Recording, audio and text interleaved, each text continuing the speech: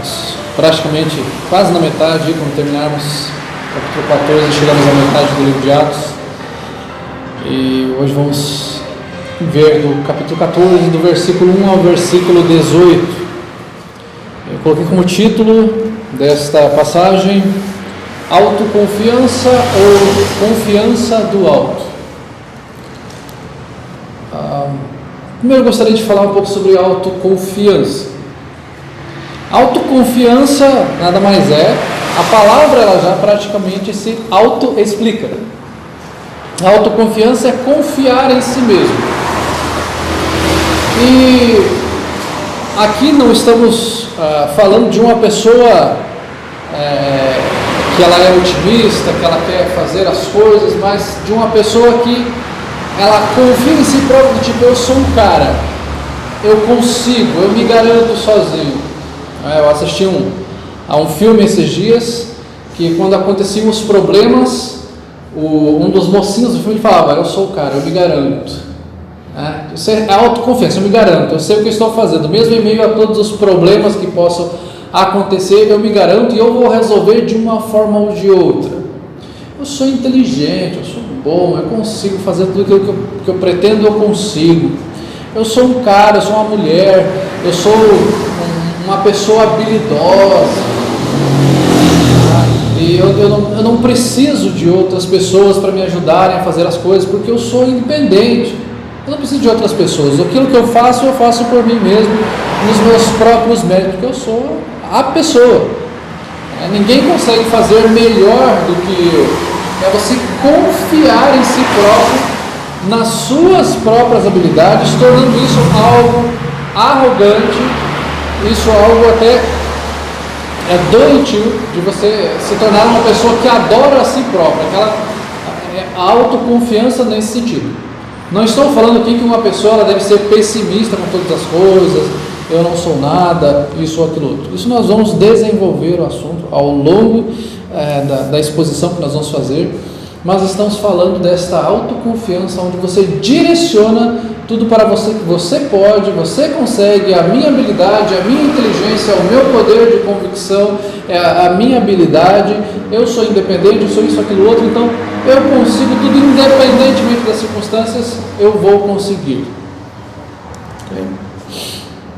Primeira questão que nós vamos ver que pode abalar a autoconfiança de uma pessoa, já que nós estamos falando de autoconfiança ou confiança do alto, é que o Evangelho em si, quando nós nos tornamos cristãos, somos chamados pelo Senhor, nós começamos a perceber que o Evangelho, ele, por um lado, chama pessoas compreendem o Evangelho, mas por outro lado, o Evangelho divide, separa, distancia pessoas.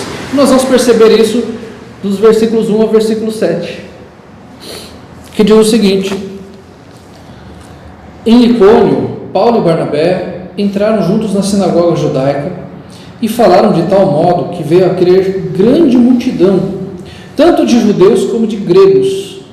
Mas os judeus incrédulos incitaram e irritaram os ânimos dos gentios contra os irmãos.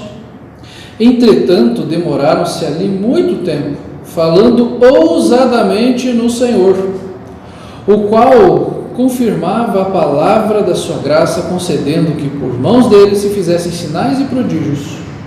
Mas dividiu-se o povo da cidade, uns eram pelos judeus, outros pelos apóstolos. E como surgisse um tumulto dos gentios e judeus associados com as suas autoridades para os ultrajar e apedrejar, sabendo eles, fugiram para Listra e Derbe, cidades da Licaônia e circunvizinhança, onde anunciaram o Evangelho. Aqui nós podemos perceber qual seria a consequência da autoconfiança ou da confiança no alto. Veja aqui que a princípio, quando eles chegam ali, começam a falar do Evangelho para aquelas pessoas e fala que eles falam aquelas pessoas e uma grande multidão crê. Ora, isso poderia trazer para eles uma autoconfiança muito grande. Falar, olha só como a autoestima deles foi trabalhada, eles começaram a pregar e uma grande multidão crê. naquilo que esses homens estão falando, Paulo e Barnabé estão falando. Então, se a confiança, se é uma autoconfiança, eles começam a, não, nós somos bons, nós temos poder de convencimento, nós pregamos bem, nós somos pessoas descoladas, olha só como nós somos especiais. Só que quando você começa a pensar em autoconfiança, de você pensar que aquilo foi com base no seu talento, na sua habilidade, esta autoconfiança ela pode ser facilmente abalada. Percebam já no versículo 2 que ele vai falar: mas os judeus incrédulos incitaram e irritaram os ânimos dos gentios contra os irmãos. Estou falando, existiam pessoas que já estavam contra eles, colocando pessoas contra eles. O que eles estão falando não é muito certo, é heresia o que eles estão falando. Isso vai minando a autoconfiança de uma pessoa. Quando você percebe que mesmo você fazendo algo bom, tem alguém falando mal de você, tem alguém com inveja, que era o que estava acontecendo. Perceba que também no versículo 4 aqui, ele vai falar: dividiu-se o povo da cidade, uns eram pelos judeus e outros pelos apóstolos. Eles poderiam pensar: puxa, mas creu uma grande multidão e agora tem um povo falando mal da gente, o povo está se dividindo, tem gente a favor, a nosso favor, tem gente contra, e a gente pensando que iria conquistar todo mundo, que todo mundo ia crer no Evangelho, porque nós falamos muito bem, e cremos que todos seriam convencidos e alegremente viriam, nos abraçariam e nos falariam: oh, muito obrigado, porque agora eu creio em Cristo. E isso não acontece. Há uma divisão ali entre aquelas pessoas, e o texto também fala no versículo 5, como surgisse um tumulto dos gentios e judeus, associado com suas autoridades, para os ultrajar e apedrejar. Pense que se fosse uma autoconfiança, eles pensariam: não vale mais a pena pregar. A princípio creu uma grande multidão, as pessoas estavam vendo, sinais e prodígios acontecendo, e agora estão falando mal da gente, estão querendo nos apedrejar. E apedrejar, vamos lembrar aqui, nunca é muito lembrar sobre isso. Algumas pessoas têm aquela ideia de apedrejar, que as pessoas pegavam uma pedrinha brita lá da esquina para atacar uma pedrinha nas pessoas, em Paulo e Barnabé. Não era assim, era apedrejar para matar mesmo. Eram pedras enormes que eles pegavam, pegavam pedras enormes para jogar nas pessoas. Pedras, muitas vezes, tamanho de tijolos para jogar nas pessoas, a fim de matá-las, não só jogar uma pedrinha para ferir, para causar um arranhãozinho na perna, no braço, era para matar. Mas nós estamos pregando o Evangelho, pessoas creram, a nossa autoestima aumentou, e agora estão querendo nos matar. Não vale a pena pregar o Evangelho. Vamos desistir aqui, porque não vale a pena. Se há uma autoconfiança, ela pode ser facilmente minada e derrubada. Porque a nossa vida, neste sentido, da pregação do Evangelho, ela é cheia de altos e baixos. Porque nós pregamos e pessoas compreendem a mensagem, e pessoas creem na mensagem, e pessoas servem ao Senhor. E tem momentos onde as pessoas se distanciam do Evangelho, as pessoas falam contra o Evangelho, as pessoas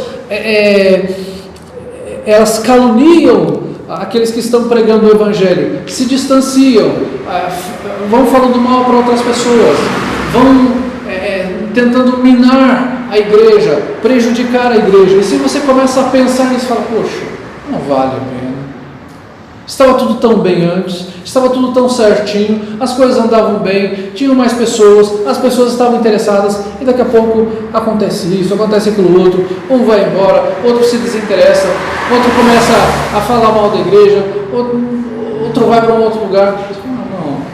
Não vale a pena. É quando esta confiança está em si própria, a autoconfiança. Veja aqui que a confiança deles, ao invés de ser uma autoconfiança, era uma confiança que vinha do alto. Por quê? Porque ao invés de eles se desanimarem, ao invés de eles desistirem daquilo, de pregar o Evangelho. O versículo 3 vai falar: entretanto, demoraram-se ali muito tempo, falando ousadamente no Senhor, o qual confirmava a palavra da sua graça, concedendo que por mão deles se fizessem sinais e prodígios. Eles continuam pregando ousadamente a palavra, apesar de judeus incrédulos incitarem as outras pessoas contra eles. E ali fala que eles permaneceram um longo tempo ali, falando ousadamente. Eles não se esconderam. Quando há apenas uma autoconfiança, quando a base da sua confiança está em si próprio, e ela é tirada dali, você não, eu vou me esconder no lugar, eu estou envergonhado, eu estou desanimado, eu vou desistir. O que Paulo e Barnabé fazem? Continuam falando ousadamente da palavra de Deus. Quando Deus nos abençoa, trazendo pessoas, convertendo pessoas, o que nós devemos fazer? Falar ousadamente da palavra de Deus, continuar falando ousadamente da palavra de Deus. Quando pessoas se distanciam, quando pessoas caluniam o Evangelho, o que nós temos que fazer? Falar ousadamente a palavra de Deus, porque a nossa confiança é uma confiança que vem do alto, que vem de Cristo. Não é uma autoconfiança, é uma confiança que vem do alto. É isso. É nós entendermos que em todas as circunstâncias, nesses que nós chamamos desses altos e baixos, a questão que deve ser constante é a nossa fidelidade a Cristo e ao Evangelho. A nossa fidelidade não pode mudar de acordo com as circunstâncias. Eu serei fiel se tudo estiver bem. Se acontecer alguma dificuldade, perseguição, aí a minha fidelidade vai baixar. O nível de fidelidade muda de acordo com as circunstâncias. Não é assim. Porque a nossa confiança vem do Senhor. A nossa motivação vem do Senhor. Nós já passamos por várias fases na igreja onde a gente fala: olha, como as coisas estão acontecendo, como está desenvolvendo, e não vamos negar aqui, porque por vezes nós também, em algum momento a gente falou: poxa, aconteceu algo diferente aqui, de a gente se sentir tentado a dizer: não, mas a nossa confiança está no Senhor.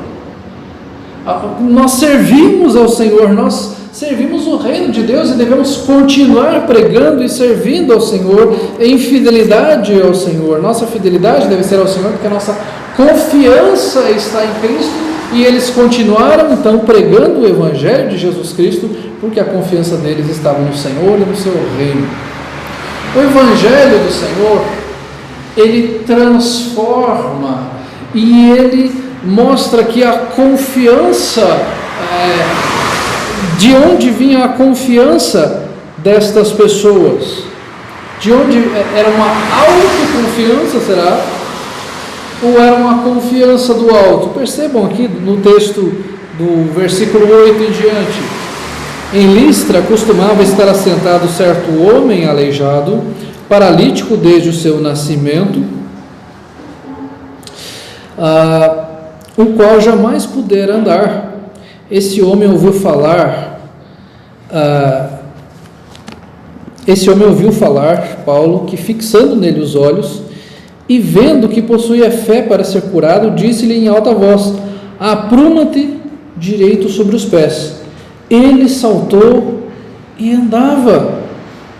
Veja como a confiança deles, a confiança daquele homem estava no Senhor, porque Paulo olha para aquele homem aleijado desde o nascimento e fala que ele possuía fé para ser curado. Uma pessoa aleijada, ela não tem autoconfiança de que ela vai conseguir andar por si própria naquela circunstância. Ela era uma pessoa marginalizada. Ela confiava no Senhor, a confiança dele estava no Senhor, a confiança vinha do alto, que o Senhor podia curá-la. Uma pessoa que estava aleijada desde o seu nascimento. E nós já falamos dessa situação aqui, de como uma pessoa aleijada pode ficar completamente atrofiada, de como esse é um milagre sensacional, como se milagre não fosse sensacional, mas é um milagre que só de você pensar que aquela pessoa toda atrofiada, com as pernas atrofiadas, o Senhor trabalha naquelas pernas e ela levanta e anda. Ela não fica cambaleando, ela não faz fisioterapia, ela já anda, ela sai andando. A confiança dela está no Senhor, não há confiança em si própria, porque ela não teria capacidade alguma de fazer. Ninguém teria esta capacidade de fazer isso, apenas o Senhor. E o Senhor transforma a vida dessa pessoa, restabelecendo a sua saúde, no sentido do seu corpo, tirando a sua paralisia e dando-lhe uma nova vida. Versículo 11 diz assim: quando as multidões viram o que Paulo fizera, gritaram em língua licaônica, dizendo: os deuses em forma de homens baixaram até nós. Isso era muito bom para a autoconfiança de Paulo e Barnabé. Poxa vida, nós estávamos numa cidade, multidões vieram até nós, milagres, sinais, maravilhas, mas se dividiram, houve uma divisão na cidade, e as pessoas quiseram nos apedrejar, e nós saímos de lá então, fugidos de lá. Paulo e Barnabé fogem de lá, para preservar a sua vida, para pregar a verdade. Nós fugimos de lá, e agora nós estamos num lugar que o Senhor faz com que curemos uma pessoa, e agora nós somos até considerados deuses aqui. Que coisa maravilhosa, que coisa boa, que coisa linda. Estamos sendo desprezados, agora vamos ser tratados como deuses. Que coisa maravilhosa. É importante nós olharmos para esse texto e lembrarmos o quão perigoso é a idolatria. João Calvino já falava que o coração do homem é uma fábrica de ídolos, e o ser humano ele sempre está à procura de algo ou alguém para adorar. Nós vimos isso em Atos capítulo 12, quando Herodes chega lá e fala: um Deus que está falando aqui, e ele aceita aquele louvor ali. Nós vemos que ele é morto ali, comido pelos vermes, e nós vemos ao longo das nossas vidas e ao longo da história, vemos o quanto o ser humano busca algo ou alguém para adorar. Desde o Antigo Testamento, nós vemos lá o povo de Deus quando sai do Egito construindo um bezerro de ouro. Nós vemos lá a serpente que foi colocada lá para livrar o povo de serem mortos pelas picadas das serpentes. Logo depois eles começam a adorar aquela serpente, chamam-na de Neustã, e tantas outras circunstâncias. E nós sabemos que esta fé, que as pessoas falam, a fé é materializada em um ídolo. Eu quero materializar a minha fé. Nós sabemos que a forma mais clara de idolatria, ela está revelada através de ídolos, de estátuas, de imagens. E a Bíblia nos deixa muito claro isso, quando fala: não farás para ti imagem de escultura, não as adorarás, nem lhes darás culto. Êxodo 20, versículos 4 e 5 fala isso. Deus não divide a sua glória com ninguém. Nós não devemos fazer uma imagem de escultura, não devemos nos prostrar diante delas, não devemos orar a elas. Não, elas intercedem por nós diante de Deus, ou nós não adoramos, apenas reverenciamos. Não devemos. Nós entendemos o que estão querendo dizer. Falam que não estão adorando, mas oram para aqueles santos, pedem que Deus interceda através daqueles santos, acendem velas, adoram, colocam as mãos lá e colocam a sua esperança que aquele santo, que aquela pessoa vai resolver o seu problema. Isso se chama idolatria. E o Senhor condena esse tipo de situação.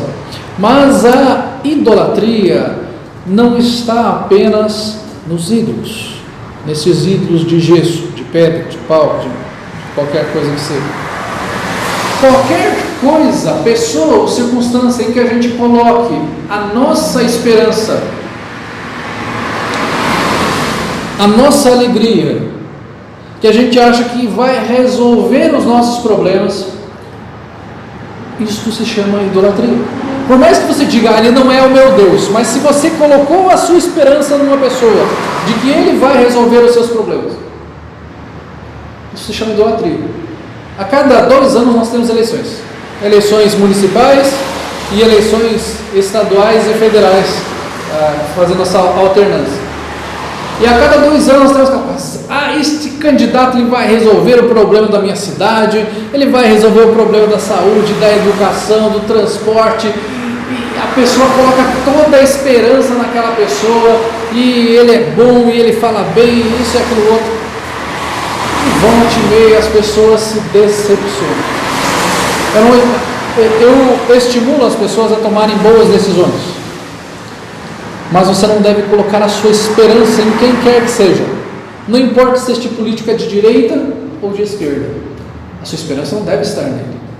Ele pode ser uma boa pessoa, ele pode ser honesto, ele realmente pode ter boas propostas, e se ele tem boas propostas, você deve votar nele sim, mas a sua esperança de que ele resolva os problemas da sua vida, isso se chama idolatria. Eu já vi várias pessoas falando, tal pessoa foi eleito, mas ele não resolveu a minha vida aqui, porque as pessoas acham que o prefeito ou o presidente, ele tem que me dar um salário de 10 mil reais, um salário mínimo de 10 mil reais, que é o governo que tem que me suprir saúde, educação, que ele tem que me dar tudo de graça, que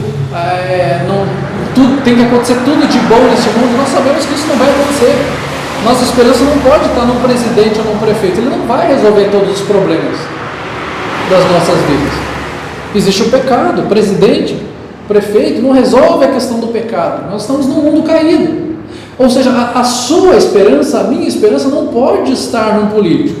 Você pode sim pesquisar e votar naquele que é o melhor, que tem as melhores propostas, mas a sua esperança de felicidade, de realização, não pode estar num político. Se estiver, ele está se tornando o seu ídolo, e isto é idolatria, que é o que aquelas pessoas estavam fazendo ali, dizendo que os deuses em forma de homens baixaram até nós. E o versículo 12 fala: a Barnabé chamaram Júpiter e a Paulo Mercúrio, porque era este o principal portador da palavra. Mercúrio, também chamado de Hermes, era aquele que trazia a palavra. O apóstolo Paulo, esses vinham de toda a questão da mitologia lá, dos deuses, e ele ali então é colocado como um deus que veio dos céus para trazer a mensagem a eles e fazer sinais e maravilhas. A alegria de uma pessoa, o tempo de uma pessoa, o dinheiro de uma pessoa pode estar depositado numa banda. Ou seja, já não chamo de os ídolos, eu já chamo até de ídolos, porque as pessoas colocam a sua esperança numa banda. Para aqueles que têm mais ou menos a minha idade, um pouco menos, vão lembrar de uma banda ali da década de 80, mais ou menos, 86, 88, chamada New Kids on the Block. Meninada gritava, chorava, desmaiava, fazia filas para entrar nos shows, e estavam sempre lá, e aquela coisa de cartazes e pôsteres, e tudo que você pensar tinha com aqueles rapazes lá. E se colocava toda a alegria e a esperança, isso é o meu tudo, é o que eu gostaria, só de chegar perto dele, dar um abraço, e ele me dar um beijo, e aquela coisa de a razão da minha existência é esta banda. Nós temos foto de outras bandas, de uma outra banda, da One Direction, que é uma banda mais contemporânea, digamos assim, que também a meninada toda grita e chora, e isso e aquilo outro, e as pessoas não dão a sua alegria nisso, e usam o seu tempo, a boa parte do seu tempo, para cultuar essas bandas, ver vídeos, pegar fotos, ir atrás de turnês desses cantores, usar todos os seus recursos nisso. No último ali temos o Justin Bieber. Até peguei uma matéria, a matéria não é tão atual, é de 2 anos atrás, 2017, Justin Bieber veio para cá nesta época, em 2017, e eu peguei aqui o empenho que essas pessoas tiveram para ir ao show de Justin Bieber. E aí você percebe o grau de idolatria das pessoas. Então perceba que a idolatria não está apenas nos ídolos, naquele ídolo de gesso. Olha só o que esse texto do Globo nos mostra aqui. O texto de 1º de abril de 2017. Ele diz assim: o astro pop Justin Bieber se apresenta neste sábado, 1º de abril, e domingo, dia 2, no Allianz Parque, na Zona Oeste de São Paulo, para a alegria de fãs que esperam há semanas na porta do estádio pela abertura dos portões. Uma estudante chegou no dia 1º de janeiro e passou 90 dias na fila. 90 dias na fila. O texto continua falando: os jovens montaram barracas e até improvisaram cabanas para se proteger do sol. A estudante Bárbara Oliveira dos Santos, de 17 anos, começou o ano na fila. Eu estou desde janeiro, mas aí fico ajudando eles a revezar. Vou para casa, venho aqui trazer comida, às vezes ajuda até com dinheiro. E aí fala onde ela morava e tal. E aqui eles vêm falando: a gente usa banheiro do shopping, come lá, toma banho numa pensão que tem em cima, aqui e vai indo, explica. Então eles veja o empenho dessas pessoas. O texto continua falando: em janeiro já comecei a depositar dinheiro para elas, para ir ajudando no acampamento. Só não podia vir para cá, uma pessoa que veio do Mato Grosso. Quem é de fora ajuda com o dinheiro que pode para ir comprando alimento, comprar louça se for preciso. Aí ajuda como pode. A gente manda dinheiro para elas todo mês. 90 dias numa fila para assistir a um show de 1h30 e que alguns dizem que ainda era playback. Isso é idolatria. E perceba que muitas vezes nós como cristãos temos uma dificuldade de contribuir com o evangelho, enquanto essas pessoas ficam 90 dias na fila, fazem barracas, menores de idade muitas vezes, comem lá, comida fria, perigoso. Para quem conhece São Paulo sabe que é perigoso. Imagina ficar 90 dias na fila, na porta de um estádio, passar a noite lá em São Paulo. Eu já estive por lá, morei 4 anos muito perto dali, estava toda semana por lá e sei quão perigoso é lá. Arriscando suas vidas lá durante 90 dias para assistir um show de 1h30. Usando banheiro de shopping. Pessoas de fora mandando dinheiro para eles ficarem na fila. E nós, como cristãos, a confiança deles está em outra pessoa, e a nossa confiança que vem do alto. Até que ponto nós estamos empenhados a fazer a vontade do Senhor? Parece que nós não estamos tão empenhados quanto essas pessoas estão. Cadê o nosso empenho? Como eu já falei algumas vezes, há uma nuvem no horizonte. Não, hoje vai chover. Acho melhor não ir para a igreja. Enquanto aqueles jovens que estão no mundo, eles ficam 1, 2, 3 meses dormindo em barraca, dormindo mal, passando frio, chuva, riscos. Mas é pelo meu ídolo. É a razão da minha felicidade, é a razão da minha existência. É você colocar o seu tempo, a sua alegria, depositar numa banda. É você depositar a sua alegria, a sua esperança em preferências esportivas, como forma de refúgio. O meu refúgio está no meu futebol. Eu passo, quando eu estou meio malzão, eu vou lá e jogo futebolzinho. Eu estou meio brocochô, vou lá e vou para a academia. Eu não estou muito legal, eu vou lá jogar um vôleizinho. Eu vou fazer uma natação, não há nenhum problema. Se jogar futebol, gosto muito de jogar futebol, gosto de fazer exercício, gosto de praticar vários esportes, apesar de não ter tanto tempo para isso. Mas se a minha esperança está nisso, em que eu praticando esportes, eu vou resolver o meu problema, eu posso até dar aquela relaxada, tem toda a questão da endorfina ali, mas não vai resolver o meu problema. Meu refúgio está no Senhor, a minha confiança está no Senhor, e acaba que a sua prática esportiva, o seu hobby se torna o seu ídolo. Muitas vezes você deixa de cultuar ao Senhor para fazer o seu hobby, porque você está se sentindo bem, porque o meu hobby faz eu me sentir legal, eu pratico o meu esporte, eu dou aquela saidinha e eu sinto bem. Sua confiança está em si próprio, no esporte que você está fazendo, sua confiança não vem do alto. Ele é o seu ídolo.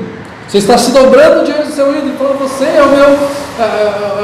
é o meu Hermes aqui, meu Mercúrio, meu Deus, você é o meu Júpiter, você que resolve o meu problema, você que me faz relaxar, você que me faz me sentir bem. A confiança segue em líderes. Percebe que eu coloquei um bom teólogo, não, esse. Um bom teólogo e um péssimo teólogo. Não importa. Se a sua confiança estiver nele, é idolatria de qualquer jeito. Perceba que Paulo e Barnabé, difícil ter um teólogo melhor que Paulo. E ele não aceitou a adoração. Quando você coloca a sua confiança no teólogo e você pensa: qualquer coisa que ele falar eu vou aceitar, isso é idolatria. Você deve examinar, como a igreja fez com o apóstolo Paulo, de os bereanos chegarem e verem se era de fato assim. Não simplesmente aceitar porque era Paulo. Nós não devemos aceitar só porque é o Nicodemos, o John Piper, o Franklin Ferreira, o Madureira. Nós devemos conferir com a palavra de Deus. E se a confiança é cega no líder, você faz o que ele quiser, e aí já não é mais cristianismo, aí você está idolatrando alguém. Você deve conferir com a palavra. A confiança vem do alto, não deve vir de si próprio. Vejam o que o apóstolo, o que Lucas vai continuar relatando aqui. O texto vai nos falar ali no versículo 13, diz assim: o sacerdote de Júpiter, cujo templo estava em frente da cidade, trazendo para junto das portas touros e grinaldas, queria sacrificar juntamente com as multidões. Eles queriam sacrificar em oferta, eles como se eles fossem deuses. Versículo 14: porém, ouvindo isso, os apóstolos Barnabé e Paulo, rasgando as suas vestes, saltaram para o meio da multidão, clamando: senhores, por que fazeis isso? Nós também somos homens como vós, sujeitos aos mesmos sentimentos, e vos anunciamos o Evangelho para que destas coisas vãs vos convertais ao Deus vivo, que fez o céu, a terra, o mar e tudo que há neles. Eles ali querem sacrificar a eles. Eles querem levar sacrifício em homenagem a eles como deuses. E eles, quando um judeu estava indignado, ele rasgava as vestes. Ele falava: nós somos como vocês, nós somos seres humanos, nós somos homens, nós temos fraquezas, nós temos dilemas. Este é um problema, quando as pessoas olham para um líder e pensam: olha, é melhor, ele não passa pelas fraquezas que nós passamos, ele não é tentado. Paulo está falando que nós somos como vocês. A confiança dele poderia vir da autoconfiança. Realmente, nós somos bons. Mas a confiança dele vem do alto. Ele fala: nós somos iguais a vocês. Nós somos fracos iguais a vocês. A nossa confiança está no Senhor. Nós somos homens como vocês. Nós vos anunciamos o Evangelho. Ele está anunciando o Evangelho. E ele fala: nós estamos anunciando o Evangelho para que vocês se convertam dessas coisas que vocês creem, de toda essa idolatria.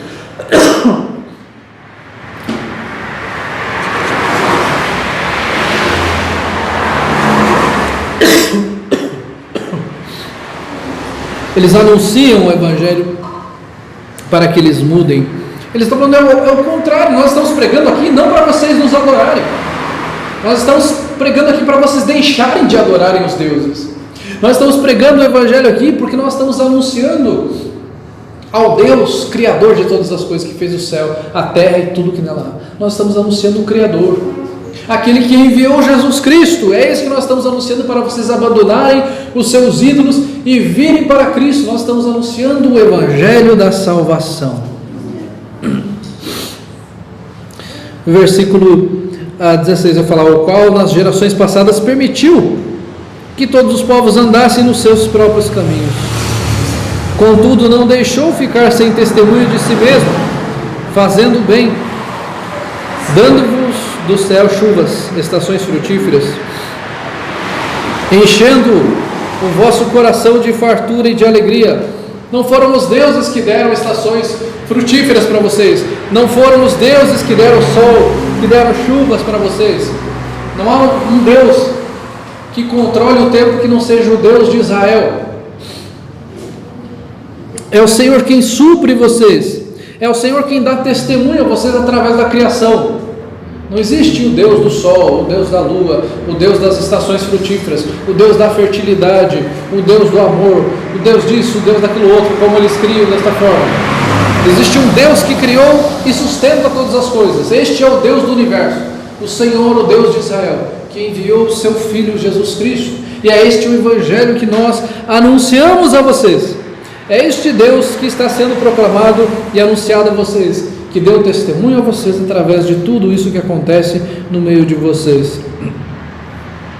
E o versículo 18 diz: dizendo isto, foi ainda com dificuldade que impediram as multidões de lhe oferecerem sacrifício.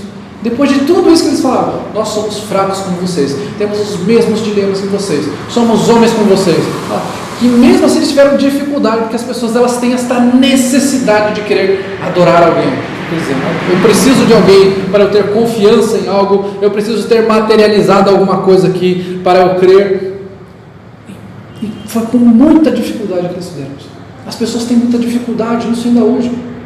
Muitas pessoas ainda seguem outras pessoas e não seguem a Cristo. Nós sabemos de vários pastores que apostataram da fé, que hoje são praticamente ateus, e ainda tem pessoas que seguem esses homens, que são discípulos desses homens promíscuos, homens que negam a palavra de Deus, que retiram partes da palavra de Deus e desacreditam algumas partes da palavra de Deus, e eles têm milhares, às vezes milhões de seguidores, de pessoas da época que eles eram preletores pelo Brasil todo, dando palestras, e hoje continuam com seus seguidores porque são seguidores deles, não são seguidores de Cristo. Isso se chama idolatria. A confiança deles não vem do alto. Quando a nossa confiança vem do alto, nós compreendemos. Eu compreendo que por mim mesmo eu sou pecador. Eu sou pecador. Eu sou frágil, eu sou fraco. Eu necessito da graça de Deus. Eu necessito da capacitação de Deus. Eu sou indigno. Não fosse Cristo ter me salvado, eu era indigno de qualquer coisa. Eu deveria estar perdido e destinado à perdição. Não fosse por Cristo. Eu sou miserável. Eu por mim mesmo eu não tenho nada. Tudo que tenho vem do Senhor. Então, apesar de tudo isso, apesar de todas esses atributos meus, próprios meus, tudo que sou, se você e eu somos alguma coisa, se você conquistou alguma coisa, se você chegou a ter algo, se você realizou algo, você deve compreender que isso é providência de Deus. Não foi aquilo que você fez pela sua própria capacitação, pela sua própria força, pelo seu próprio caráter. Não, foi por capacitação do Senhor. Ah, mas eu sou uma pessoa inteligente. Ótimo, parabéns, que bom que você é inteligente. Continua usando a sua inteligência para a glória de Deus. Foi Ele quem te deu inteligência. Ah, eu conquistei isso, eu conquistei um carro, uma casa, eu consegui fazer este curso, eu consegui um bom emprego. Que ótimo, que bom que Deus te deu saúde inteligência e que foi Ele quem providenciou esse emprego para você e te capacitou para você exercê-lo de uma forma excelente. Então você não tem uma autoconfiança, a sua confiança vem do alto. Tudo que eu tenho, o Senhor me capacitou. Foi o Senhor quem me deu.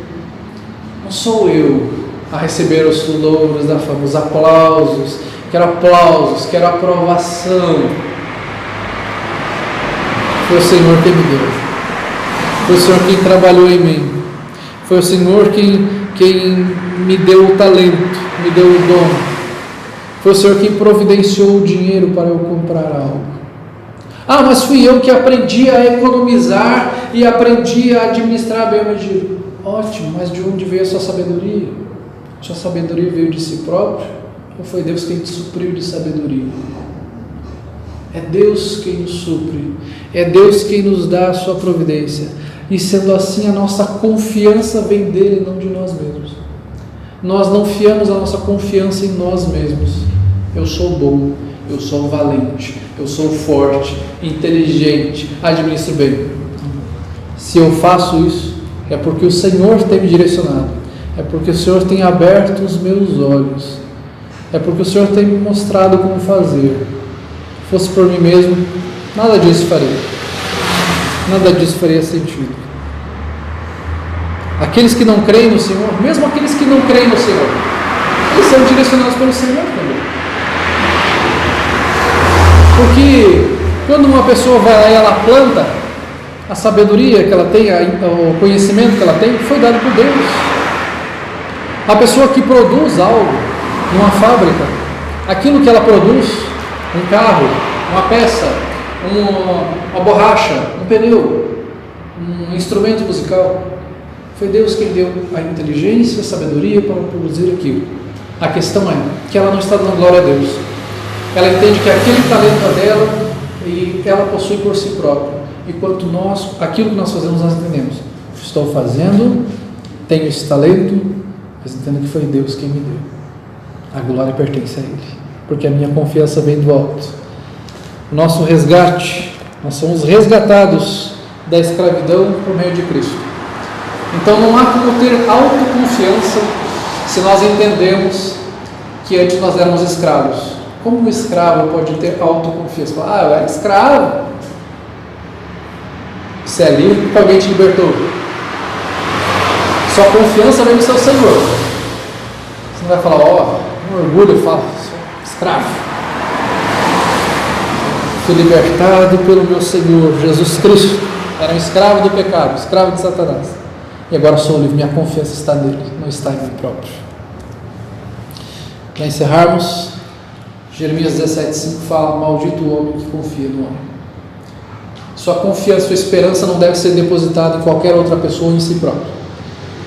Se você depositar a sua confiança em uma pessoa, você vai se decepcionar muitas vezes. A razão da sua existência, você colocar numa pessoa, essa pessoa é o meu tudo. Uma hora essa pessoa pode decepcionar você e você vai perder a sua esperança e vai perder o seu sentido da existência. Muitas pessoas vivem o resto das suas vidas deprimidas ou até se suicidam, porque aquilo que era a esperança delas, uma pessoa, e aquela pessoa a desaponta, ela não tem mais sentido para viver, porque aquela pessoa era o seu tudo, o seu norte, o seu porto seguro. E quando ela perde aquilo, ela perdeu a sua confiança. Jeremias 17, versículo 7 fala, bendito o homem que confia no Senhor e cuja esperança é o Senhor. Nossa esperança deve estar no Senhor. Jeremias fala isso, ele está lembrando Israel que a esperança deles não deveria estar em fazer alianças com outros povos. Nós vamos fazer aliança com o Egito, vamos fazer aliança com as nações ao redor aqui, para não sermos invadidos por outros povos. E o Senhor fala, a esperança de vocês não deve estar nos outros, a esperança deve estar em Deus, a esperança deve estar no Senhor, nossa esperança deve estar em Deus. Valorizem suas vidas para servir ao Senhor. Cuide e preserve o que Deus te deu. Quando Paulo e Barnabé fogem para não serem apedrejados, eles estão preservando a sua vida, não porque eles tinham amor próprio, mas porque eles tinham amor a Deus, primeiramente. Eles amavam a Deus e eles queriam continuar pregando a palavra de Deus. O nosso amor, valorizar a nossa vida, a nossa saúde, nós precisamos valorizar a nossa vida para levarmos a palavra do reino de Deus. Assim como aqueles que valorizam as coisas do mundo, valorizam ficar meses numa fila para assistir um show, nós devemos valorizar a eternidade. A eternidade não é de 1 hora e meia, é a eternidade. E nós vamos passar como Rei dos Reis, Senhor dos Senhores, aquele que nos salvou, nos resgatou, que é o sentido da nossa existência, e aquele a quem nós confiamos. A nossa confiança vem do alto, não da nossa autoconfiança, mas uma confiança do alto. Que Deus nos abençoe. Vamos orarmos.